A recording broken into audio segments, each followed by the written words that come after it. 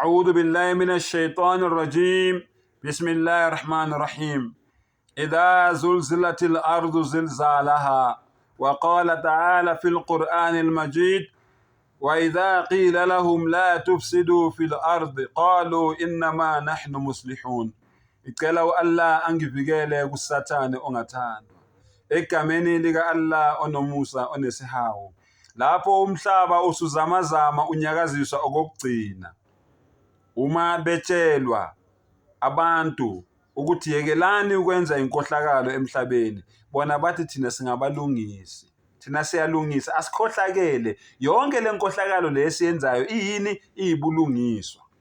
Ukudla imali yombuso iyini? Iyubulungiswa. Ukucindezela abantu bashode ngeinsiza ngamabomu, kudayiswa izimbiwa phansi zase-Afrika, kudayiswa u-oyile wase-Afrika, udayiselwa ontamolukhuni abangasithandi. Abaholi bethu bathi lokho kuwubulungiswa. Umdali uthi kuyekeni. Kodwa akukho okuyohlala kungaveli kulokhu kucashile. Ziyakhala manje. Umdali wezulu nomhlaba ayikho into ecashile kuye nemehlulayo. Bazohlala obala okwempahla yembuzi. Bacabanga ukuthi asazi ukuthi basidayisa ngamabomu kubelungu, ngoba bebaqhopha babakhohlise ngemali.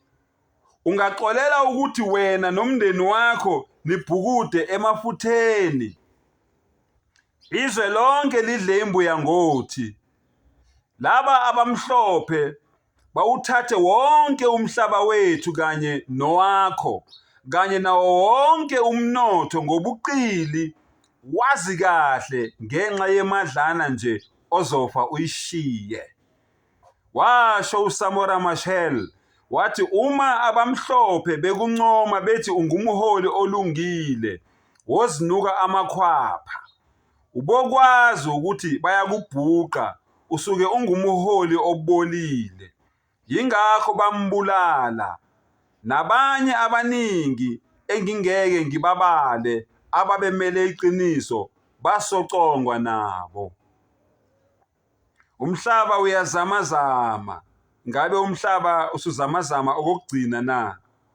Yingakho bengayikhulumi eyokuthi iAfrika mayihlangane ibe yizwekazi elilodwa. Bazi kahle ngeBerlin Conference. Basaba ukuthi kovela amahlazo, njengoba ubaba uMkhwanazi eseqalile ewaveza, kodwa okungapheli kuyahlola. So icela ivuthiwe. Umhlaba uyazamazama. Ingabe umhlaba usufike ekugcineni na? Uyabona lento abayenza kubaba uMkhwanazi ayikho, nabo bayazi. Inkinga bakhohlakele, manje bazama ngezindlela zonke ukumvimba. Khona bengeke baboshwa. Bayabona manje amahlathi abashele akusekho ukucasha. Manje ngoba banemali okungeyona eyabo, eyabakhokhi bentela, benza ngayo inkohlakalo. Bakhokhela abantu ukuthi abakhulume yonke lembudane ngonkwale yenkosi. Umbuzo uthi, uma yonke lento abayishoyo ngobaba uMkhwanazi iyiqiniso, why now?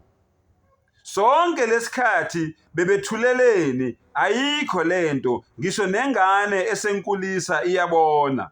Ubaba uMkhwanazi akazibambe ziqine, azi ukuthi lonke izwekazi lase-Afrika liyameseka, liminaye. Siyazi ngeke kube lula, yinde lendlela esihambayo. Kodwa ngelinye ilanga konke kuyohlala obala okwempahla yembuzi. If not kulomhlaba ngelanga lokwahlulela, konke kuyohlala obala okwempahla yembuzi. Umdali uyobeneka bonke phambi kwethu. Kuyobonakala amahlazo, siyobamba ongezansi, siyonkema. Ngalelo langa kuyobe kuduma ini? Kuyobe kuduma izintaba, kukhala umbayimbayi. Sengathi umdala ngabavula amehlo abaholi bethu babone lobu buhlungu lobu ababenzayo kubantu base-Afrika abangenacala ngenxa nje yokuthi bakhohliswa abamhlophe, bakhohliswa amangisi, nabo badayise ngezwekazi elinothe kangaka, abantu babhuqwe indlala ngenxa yabo. Bazi kahle ukuthi kwenzakalani eJalimane ngeBerlin Conference ngo-1884 lapho amabhunu ayehlangene khona ehlukaniselana izwekazi lase-Afrika. Kungekho noyedwa umholi wase-Afrika owayebunganyele lowo mbuthano wabo, babebodwa. Kodwa namhlanje abaholi bethu basidayisa bume, basidayisa ngamabomu, bebelazi iqiniso. Sengathi umdala ngabavula ingqondo, abavula amehlo. Wa akhiru dawana anilhamdulillahi rabbil alamin.